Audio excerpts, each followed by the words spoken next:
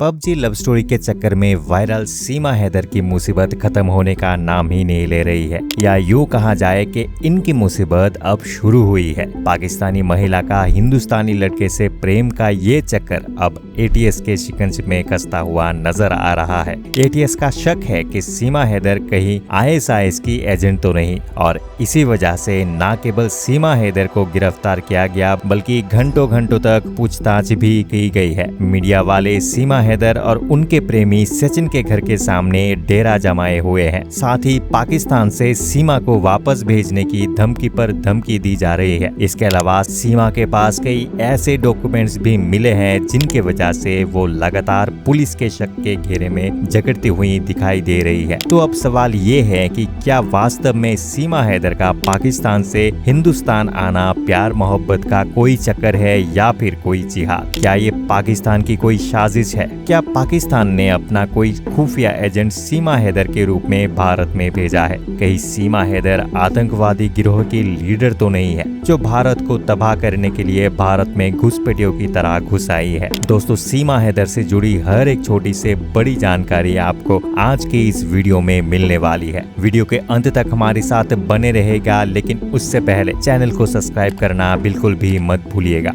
दोस्तों, बीते कुछ दिनों से पबजी की एक अनोखी लव स्टोरी खूब जोरों शोरों से वायरल हो रही है। ये लव स्टोरी है पाकिस्तान की सीमा हैदर और हिंदुस्तान के सचिन मीना की। दरअसल 13 मई को पाकिस्तान के कराची से नेपाल के रास्ते से नोएडा पहुंचने वाली सीमा हैदर ने पहले अपनी प्रेमी सचिन मीना से शादी की और फिर अपने 4 बच्चों के साथ ग्रेटर नोएडा के कस्बा रबुपुरा में आकर रहने लगी। सीमा पर पाकिस्तानी एजेंट होने का आरोप लगातार लगता रहा है। बताया जाता है कि ग्रेटर नोएडा आने से पहले वो पाकिस्तान से दुबई गई, फिर वहां से नेपाल आई और इसके बाद नेपाल से अवैध रूप से भारत की सीमा में घुसपैठ की। 4 जुलाई को भारत की सीमा में अवैध घुसपैठ के इल्जाम में पुलिस ने सीमा को गिरफ्तार किया। वही सीमा के पति सचिन मीना और सीमा के ससुर नेत्रपाल को किसी अप्रवासी के अवैध रूप से अपने घर में शरण देने के इल्जाम में गिरफ्तार किया गया। और उसके बाद जब पुलिस को सीमा पर आईएसआईएस का एजेंट होने का शक गहराया तो केस एटीएस के हवाले कर दिया गया।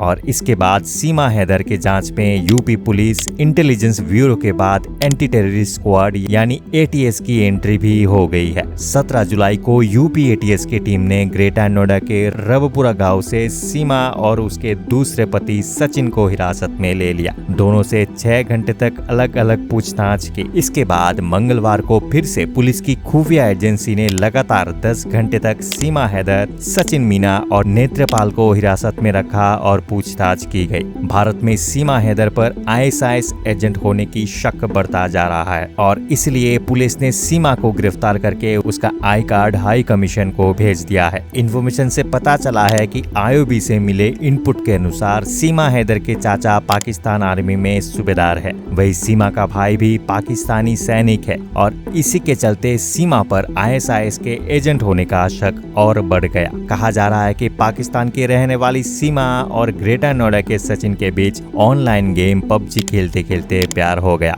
फिर नंबर एक्सचेंज हुए और मामला यहाँ तक बढ़ा कि सीमा अपने 4 बच्चों के साथ सरहद पार करके ग्रेटर नोएडा के रबपुरा अपने प्रेमी सचिन के पास आ गई और उसने हिंदू रीति रिवाज से सचिन मीना के साथ शादी कर ली। सीमा अपने साथ पाकिस्तान से 4 बच्चे को भी साथ लाई है। उसका कहना है कि सचिन के कहने पर ही वो बच्चों को अपने साथ लाई। सचिन ने कहा था कि बच्चे तुम्हारे बिना अकेले पाकिस्तान में कैसे रहेंगे। फिलहाल यूपी पुलिस, एटीएस और आईबी सीमा और पाकिस्तानी खुफिया एजेंसी आईएसआईएस के कनेक्शन की जांच कर रही है और सीमा के फोन कॉल्स डिटेल्स, पाकिस्तान से दुबई फिर काठमांडू और वहां से ग्रेटर नोएडा तक पहुंचने की कहानी की छानबीन की जा रही है। पूरी जांच में सीमा के 2 पासपोर्ट और 4 मोबाइल सबसे ज्यादा शक के घेरे में है। दरअसल सीमा के पास से कई ऐसे डॉक्यूमेंट्स मिले हैं जिसकी वजह से सीमा पर पुलिस का शक लगातार गहरा होता जा रहा है। सीमा के पास अलग अलग डेट के जन्म प्रमाण पत्र हैं जिसमें उसके उम्र में काफी अंतर भी है। साथ ही उसके पास कई सारे अलग अलग नाम के पासपोर्ट भी हैं जिनमें सीमा की फोटो लगी हुई है और कई मोबाइल भी मौजूद है। साथ ही सीमा के पास 6 सिम कार्ड हैं जिसमें एक सिम कार्ड पाकिस्तान का भी मौजूद है। सीमा ने बयान में बताया कि पाकिस्तान में उसने अपनी प्रॉपर्टी को बेचकर खुद के पैसे से ही भारत आने का फैसला लिया। इसके अलावा उसने इन पैसों में से नया फोन भी खरीदा है। बताया जा रहा है कि पाकिस्तान में सीमा ने 4 मई 70,000 का एक मोबाइल भारत आने से पहले खरीदा था। इसके अलावा 5वीं तक पढ़ी लिखी होने पर भी सीमा का बातचीत का तरीका फराटेदार हिंदी, अंग्रेजी और हिंदी संस्कृत की अच्छी खासी जानकारी है। इसकी वजह से जांच एजेंसियां सीमा को शक के नजर से देख रही है। उनका मानना है कि ऐसा अच्छी ट्रेनिंग से ही हो सकता है। वही सीमा का कहना है कि 5 दिन पुलिस हिरासत में ही उसने अंग्रेजी सीखी है।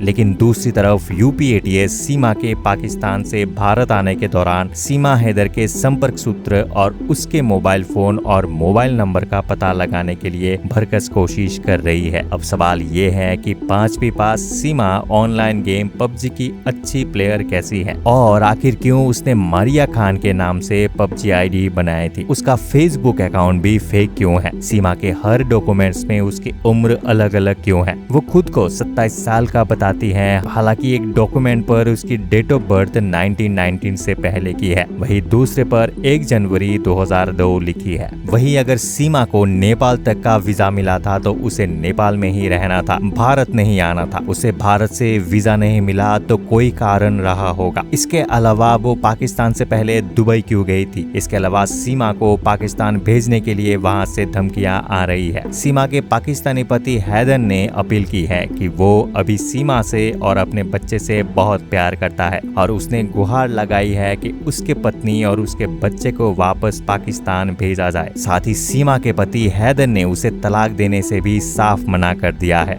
दूसरी तरफ कश्मीरकंद कोर्ट के डाकू रानू शाह ने सीमा के वापस न आने पर हिंदुओं पर हमले की धमकी दी थी। इससे पहले 12 जुलाई को मुंबई पुलिस के ट्रैफिक कंट्रोल रूम को फोन पर धमकी मिली कि सीमा को लौटा दे, नहीं तो 26/11 जैसे अटैक होगा। सीमा हैदर से जुड़े कई ऐसे राज जो अब तक पुलिस के सामने नहीं आए, लेकिन पुलिस लगातार छानबीन में लगी हुई है। पुलिस को शक है कि सीमा भी ISIS की एजेंट हो सकती है और भारत में ये केवल जासूसी करने के इरादे से आई है। वही इस मामले में उसके हिंदुस्तानी पति सचिन मीना और ससुर नेत्रपाल भी शामिल हो सकते हैं। फिलहाल सीमा पर एटीएस पूरी नजर रखी हुई है और कड़ी कार्रवाई के चलते सीमा हैदर को किसी भी जुर्म में आरोपी पाए जाने पर बिल्कुल भी बख्शा नहीं जाएगा। तो आपका क्या राय है सीमा हैदर के इस कहानी के मामले में, हमें कमेंट करके बताइएगा। साथ ही ये वीडियो आपको कैसी लगी है हमें जरूर बताइए और हमारे चैनल को सब्सक्राइब करके वीडियो को ज्यादा से ज्यादा लोगों तक शेयर जरूर करिएगा ताकि सीमा हैदर से जुड़ी हुई लेटेस्ट अपडेट सभी लोगों तक पहुंच सके। अंत तक बने रहने के लिए आपका बहुत बहुत धन्यवाद।